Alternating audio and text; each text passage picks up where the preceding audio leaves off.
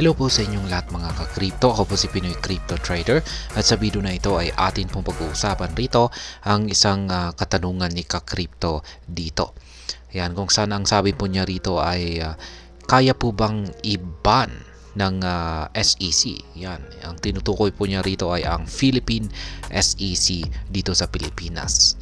Kaya nga bang i-ban ng SEC ang Trust Wallet at MetaMask dito sa ating bansa or dito sa Pilipinas?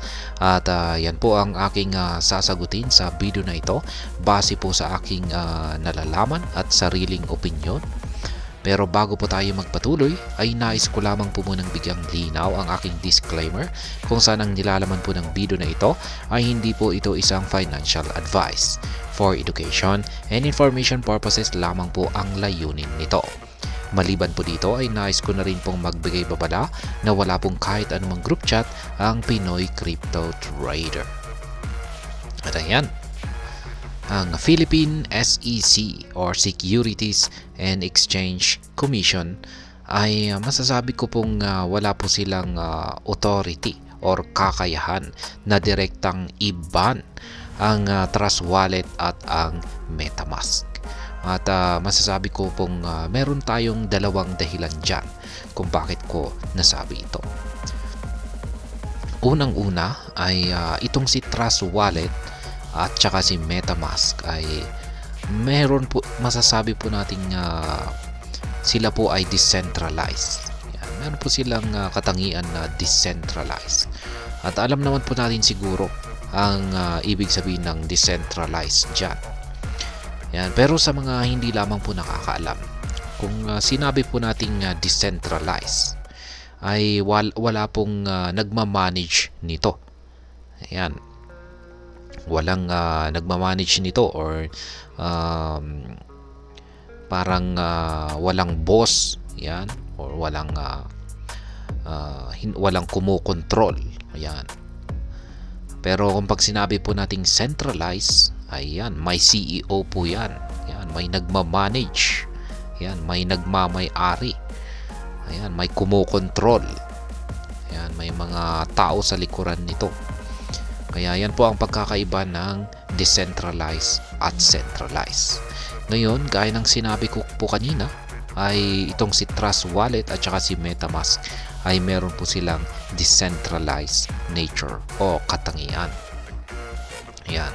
Considered po sila na mga decentralized applications or dApps. Kaya yan po yung kanilang yan po ang yan, tinuturing po silang mga dApps. Kaya wala pong central authority na tulad ng mga kumpanya. Ayan. Kasi kung pag ito po ay kumpanya, ay yan po ang pwedeng habulin ng SEC. Yan, yung mga kumpanya na ito. At yan po yung kanilang hahabulin na siyang kanilang direktang i-regulate. Kaya, ayan. Wala silang hahabulin na hindi katulad ni Binance. Yan, kasi si Binance ay isa po siyang centralized na crypto exchange. Kaya, ayan. Meron silang yan po ang hahabulin nila. Pero pagdating sa mga decentralized, yan, na wala namang pong yan, walang nagmamanage, ay wala silang hahabulin. Kaya yan. Ngayon ay yung pangalawa naman na dahilan, yan, ay ang SEC ang Philippine SEC ay nakafocus lamang po sila sa tinatawag na VASP or Virtual Asset Service Provider. At ito nga po yung gustong makuha na isang lisensya ni Binance para maayos po siyang makapag-operate dito sa Pilipinas. Pero yun nga, hindi siya nakakuha. Kaya yan po ang focus ng SEC. Yan. Yan po yung parang kanilang tinututukan pagdating po sa mga ayan, yung mga pag-handle ng mga cryptocurrencies. Kaya yan po yung kanilang pinakapakay. Ayan, minomonitor po nila yung yan po yung nais nilang i-regulate. Yan, kung tama nga ba yung paghahandle ng mga cryptocurrency transactions. Ngayon ay syempre, karamihan po ng mga nag-handle ng mga cryptocurrencies or yung mga nagtra-transact ay yan po ay sa mga crypto exchanges. Yan. Ngayon ay pagdating po kay Trust Wallet at saka si MetaMask ay hindi naman po sila mga exchanges. Sila lamang ay mga tools, yan, para i-store at saka i-manage ang ating mga crypto assets. Kaya yan po yung talagang pinakagamit ng mga ito. Yan, nagsisilbi lamang po itong mga storage or wallets. Kaya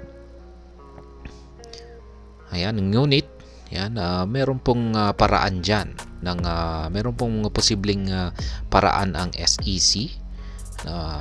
Ayan, gawin nilang paraan, pero hindi po sa paraan na ibaban nila ng direkta itong si Trust Wallet at saka si MetaMask. Yan, pwede pong ang habulin nila rito ay hindi naman po nila hahabulin or posibleng pakiusapan po nila yung lahat ng mga may VASP license or VASP license. Yan, yung particular po yung mga exchanges na wag pong makipag-interact dito sa mga wallets na ito, na si Trust Wallet at saka si MetaMask. Kaya ang mangyayari po rito ay yung mga gumagamit po ng mga Trust Wallet at saka MetaMask dito sa Pilipinas ay mahihirapan po silang makabili at magbenta or mag-buy and sell ng mga cryptocurrencies sa pamamagitan po ng Trust Wallet or MetaMask. Kasi wala nang susuporta, walang gustong sumuporta na crypto exchange dito. Kasi yan po, pwede kasi nating yan.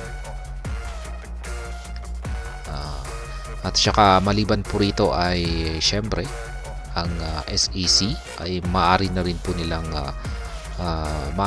silang mag-implement ng mas matitinding mga regulation pagdating sa mga crypto transactions.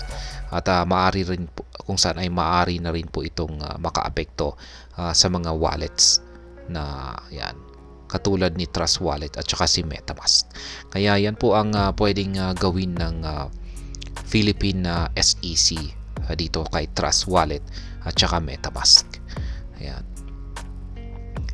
Hindi po wala po silang authority or kakayahan na direktang i-ban ang dalawang wallet na ito, si Trust Wallet at saka si MetaMask, sapagkat ang kanilang pakay lamang po ay yung pag-handle ng mga cryptocurrency transactions.